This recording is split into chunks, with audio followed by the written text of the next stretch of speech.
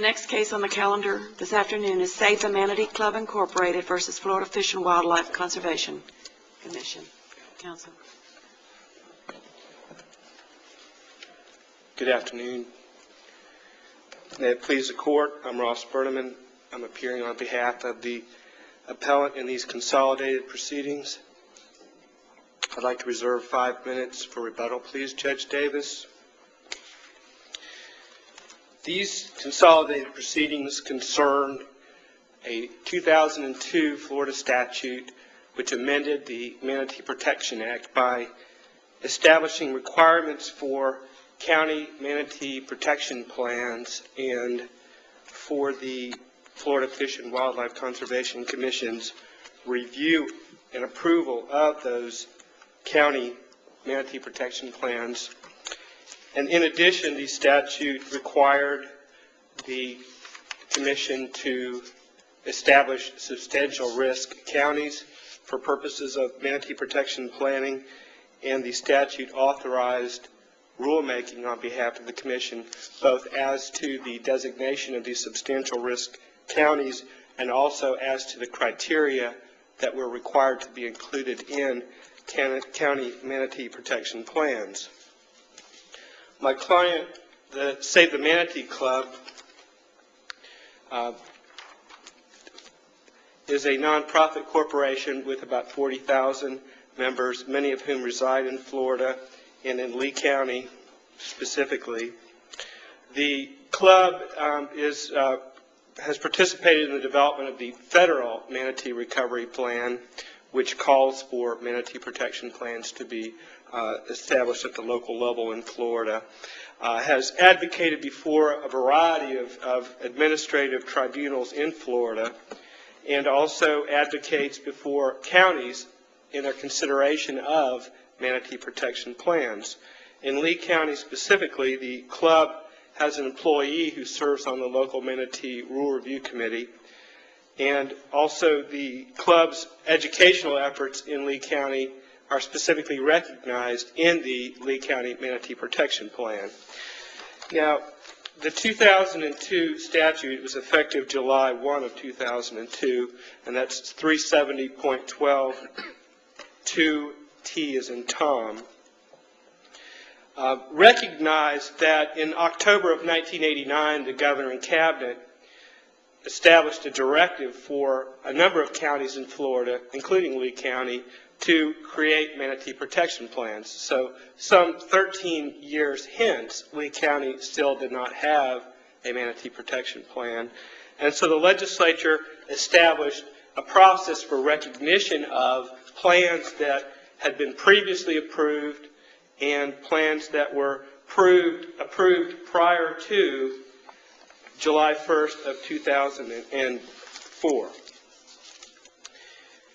The Save the Manatee Club, recognizing that Lee County was crucial for manatees and desiring to continue to advocate with respect to the county and the Commission's compliance with the minimum statutory criteria, petitioned the Florida Fish and Wildlife Conservation Commission for a declaratory statement and asked a number of questions that were all directed toward the statute and essentially asking what it meant. And if you look at the statute, you'll recognize that there were some ambiguities with respect to these so-called Schedule K criteria.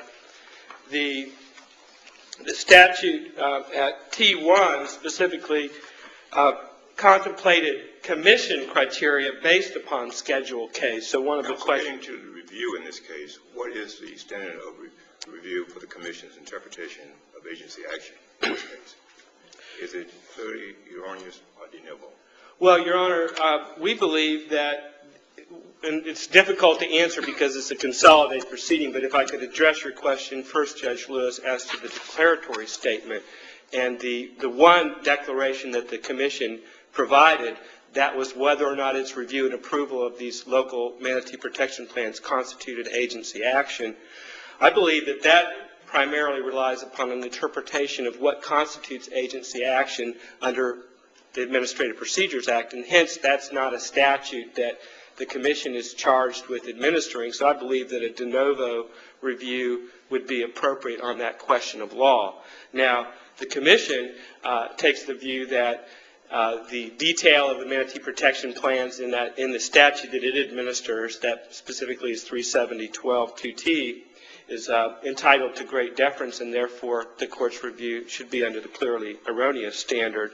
But if you look, Your Honor, at the declaration that was issued with respect to whether or not their review and approval constitutes agency action, it's clear that the declaration had more to do with the administration of the provisions at 120.52 defining agency action and so forth. So we would urge the court to consider a de novo standard of review with respect to that component on the case. Now, was the commission's review and approval of manatee protection plans prior to the enactment of subsection 2T subject to challenge under Chapter 120?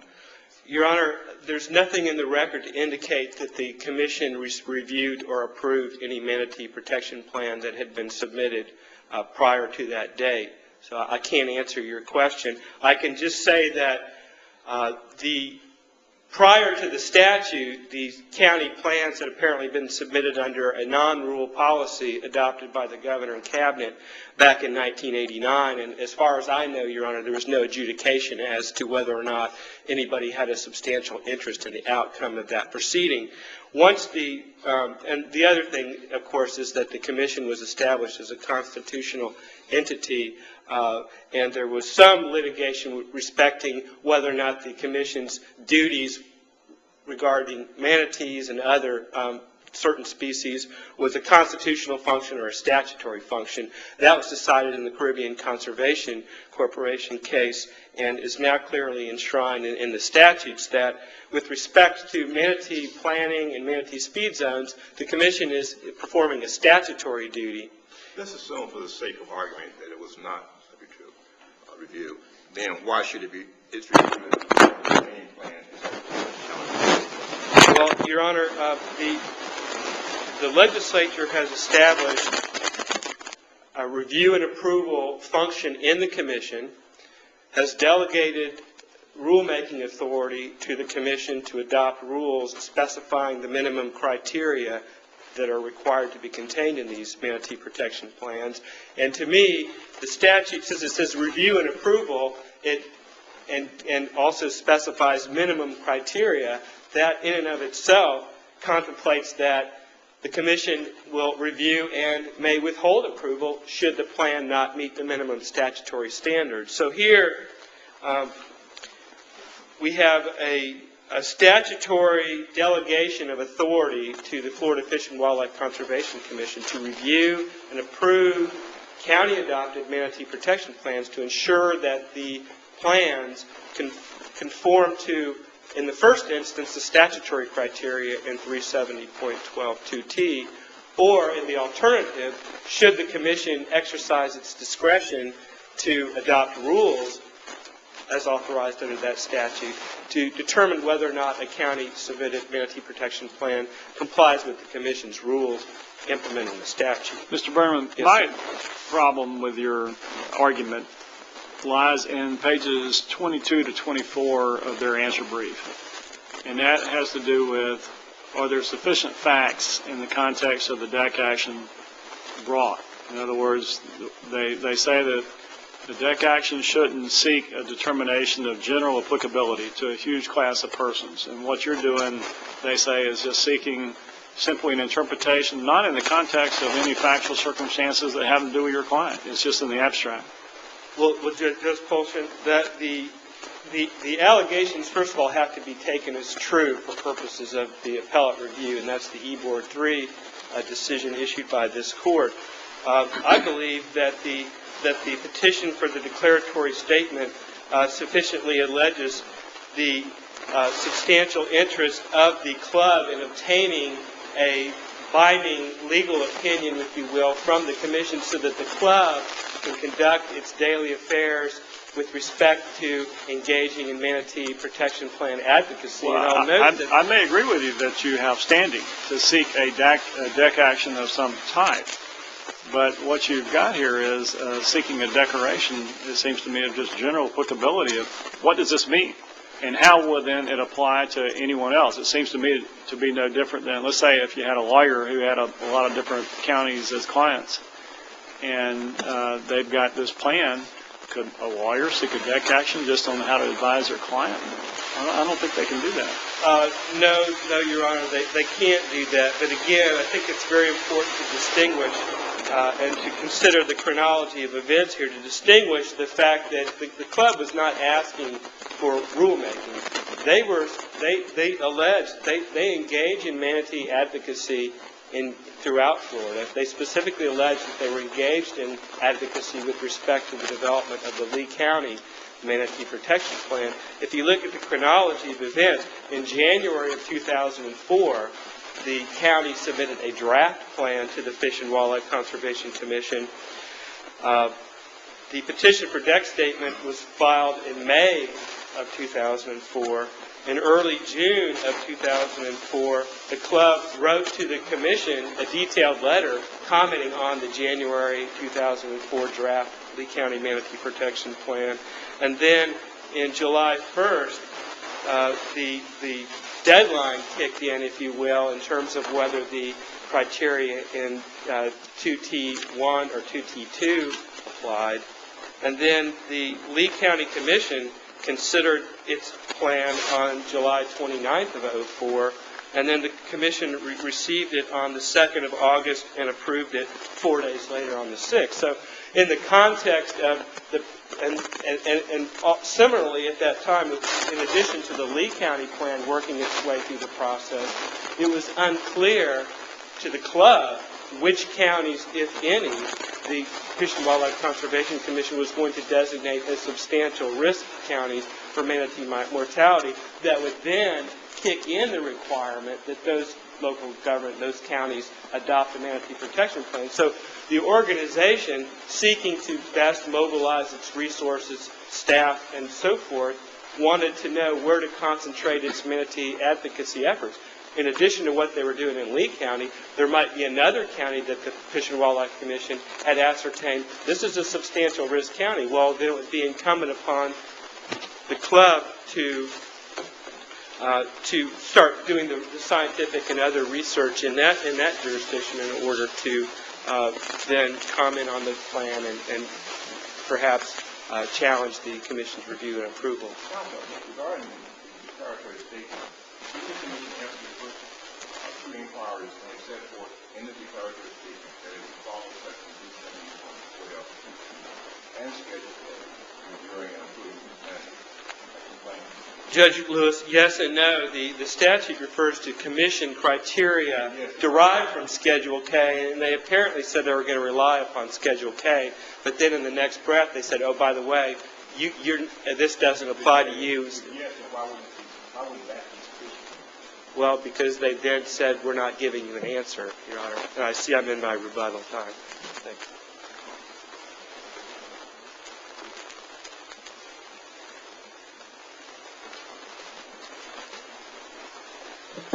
Good afternoon. My name is Elise Mathis, and I'm counsel for the Florida Fish and Wildlife Conservation Commission. May it please the Court. Review of a manatee protection plan is not agency action subject to Chapter 120, as asserted by the Fish and Wildlife Conservation Commission, because manatee protection plans simply provide a mechanism for state technical input into local action. You argue that the Commission's disapproval of the manatee would in no way affect the county's authority to adopt the plan. Doesn't Section 371 of 2T require you to review and approve the plan? Yes, sir, it does. And if you're disapprove the plan, Yes, sir. what happens? Not a darn thing, sir. There is absolutely no fallout from disapproval of a plan. The county would have to make a plan? I beg your pardon? The county would not have to amend its plan? That is correct, Your Honor. There are absolutely no sanctions for a county declining to have a plan. There is absolutely no way, unlike the Florida Comprehensive Growth Management Act, that a plan can be imposed upon a county.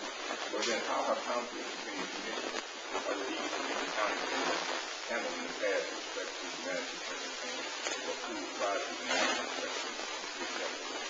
It has been a partnership, Your Honor, which I believe is what the legislature intended. There is, of course, at least a colorable argument of a separation of powers issue there with the local county making plans for its future activity. What the commission provides is technical input. We are the ones that know where dead manatees have been. We are the ones that know how many manatees were counted in a specific area. We are the ones that have all of the reproductive information on manatees. Counties are not specialists in this area. We are, Your Honor.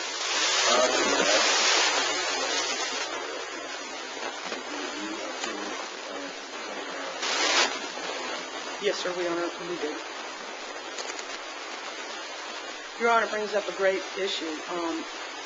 FWC and its predecessor agencies have been reviewing and approving these plans for more than a decade before the statute was enacted. We are reviewing and approving or denying these plans in exactly the same manner as we previously did over the last 2 decades. The legislature, in keeping and knowing full well what we had been doing for the past 20 years, clearly intended that local problems have a local solution with FWC expertise as assistance, not as instruction to the county. We do not dictate to the county. We work with the county. There's no evidence that in the statute that the legislature intended Chapter 120 to apply to approval of planning goals, which is in sum what a manatee protection plan is. Even assuming that there may be some substantial interest in the county of having a plan approved, clearly, insofar as the appellant is concerned, it does not meet the test in Agricode of having a substantial interest in approving or having a plan denied. There's no injury identified. Regarding your argument about expanding, anyone ever have a plan denied plan, assuming your review and approval of the plan? Is your question, would anyone ever have standing as an intervener or standing at all? No, Your Honor. It is a planning document. Having the ability to challenge the planning document would hand-shackle a county who would not then be able to amend its plan quickly in light of new evidence or developing situations. And I think we all know how fast-forward is running. It's absolutely essential for counties to be able to react quickly to their own local problems.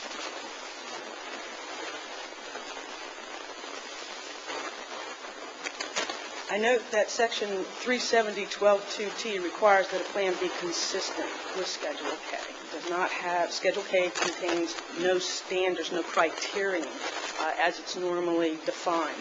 There is not a level of compliance that's required under Schedule K. There's simply a checklist of items that are to be in the plan. What the appellant is requesting that FWC do is substitute its judgment for the local government's judgment in managing manatees. In no way does a local manatee protection plan eviscerate or affect in any way FWC's responsibility under the applicable statutes to ensure manatee protection. It doesn't add, it doesn't subtract. What the legislature intended to do, at least insofar as I'm concerned, is to create a methodology where the counties and FWC were discoursing so that both sides would pretty much understand what the other was dealing with and come to a reasoned agreement relative to manatee protection in those counties. As I said, there's no sanction for failing to have a plan. Under the Growth Management Act, there's a clear indication of when and where Chapter 120 applies. There is no such identification of any plan here. This planning process is far more like a local manatee protection speed zone that is submitted to FWC for approval. In that instance, if the parties reach impasse, there's a clearly identified methodology for resolving that impasse. It's heavily weighted towards the local authorities, and I believe that the manatee protection plan approval or disapproval should also be consistent with local solutions to local problems. Counties can, as Your Honor noted, put unapproved plans in place, and I believe that further evinces a lack of any substantial interest on anyone's part, quite frankly, because no party here, appellant, has identified absolutely no downside to having an unapproved plan, nor have they identified any benefit to having an approved plan.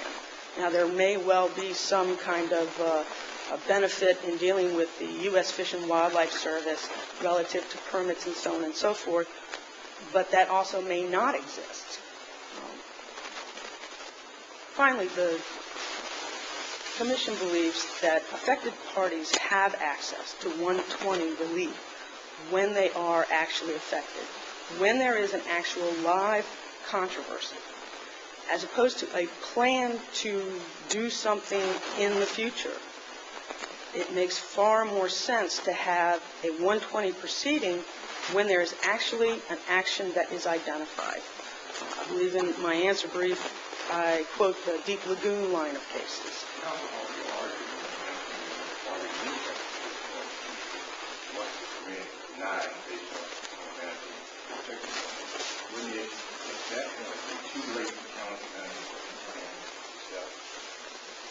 The Manatee Protection Plan has no true effect. There is nothing that you cannot do if you do not have one. There's nothing that you can do if you do have one. Once the plan is approved, Yes, sir. isn't it being ready to be implemented? Your Honor, a Manatee Protection Plan, it doesn't get implemented. It is a statement of goals. It is a discussion in one place to find everything manatee in a county. It's not in a growth management plan, although the boating siting part of it is required to then be placed in a growth management plan, which of course is subject to 120. But a Manatee Protection Plan is not implemented. What it does is it identifies where are the current docks, where do we think new ones are going to be, how do we deal with human interaction, how do we intend to perhaps deal with human interaction with manatees in the future. Those are the kind of issues that a Manatee Protection Plan covers. The plan doesn't get implemented. It provides guidelines. If a party's permit is denied, does the party own the permit regarding the Manatee Protection Plan itself? I don't believe that a county would have a substantial interest because nothing would stop them from implementing that plan or having those goals.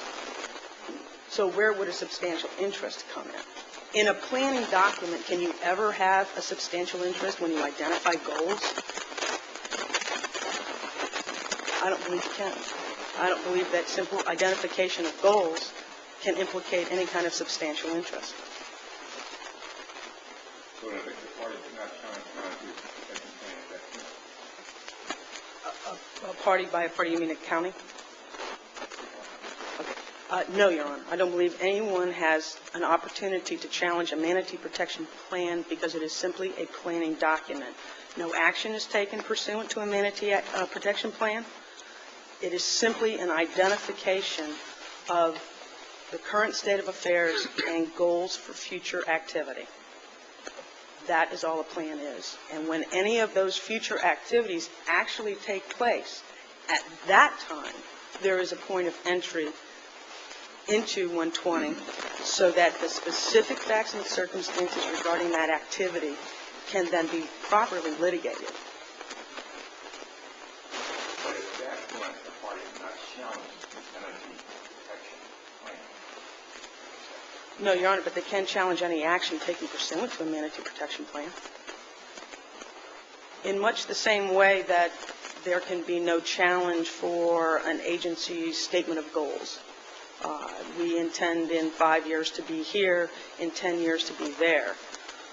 No one can challenge that, but if the agency then takes action in order to implement a particular goal, then you have a live set of facts. Then you have a live situation. Nothing is speculative.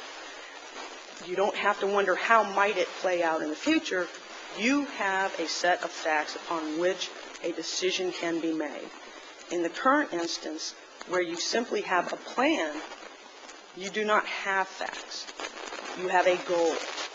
And to state that there could ever be some kind of substantial interest in litigating whether or not a county's goal is appropriate, I think goes far beyond what 120 was intended to provide, which is an ability to resolve live issues before a live judge with certain specific facts.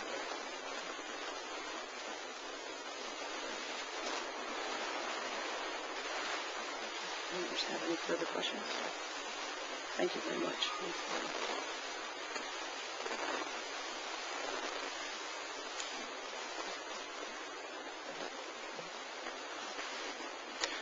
The commission has stated that there's absolutely no sanction for submitting an insufficient plan or for apparently not submitting a plan at all to the commission.